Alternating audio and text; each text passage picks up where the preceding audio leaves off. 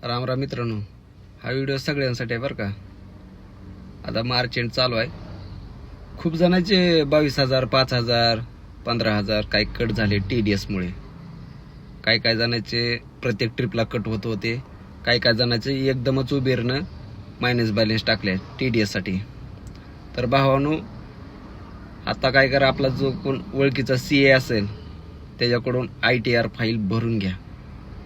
कारण आता ITR जर फाईल भरला हो तर तुम्हाला पुढच्या महिन्यात पैसे भेटतील। तरी भावांनो, ह्या महिन्यातच का असेल ती तुमची CA ला कोण ओळखीचा असेल त्याच्याकडे 1,000 रुपये द्या आणि तुमची ITR फाईल भरून घ्या। इन्कम टॅक्स रिटर्न तुमचे जेवढे पैसे कट झालेत ते तुम्हाला रिटर्न महागारी भेटून जातील। फक्त अकाउंट नंबर व्यवस्थित द्या, पॅन कार्ड, आधार कार्ड द्या। कारण बँक अकाउंट व्यवस्थित दिलं तर तुमच्या अकाउंटला पैसे जमा होतील। ह्या महिन्यातच फॉर्म भरा। ह्या महिन्यात फॉर्म भरला तरच पुढच्या महिन्यात तुम्हाला अकाउंटवरती पैसे जमा होतील।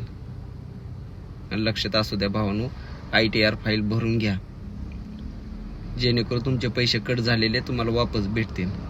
टेन्शन घेऊ नका, कट होऊ द्या। आणि जर तुम्ही फाईल जर भरली नाहीत ITR ची तर तुमचे असेच पैसे कट होतील। त्याच्यामुळे सांगतोय भावांनो, तुमची ITR फाईल भरून घ्या।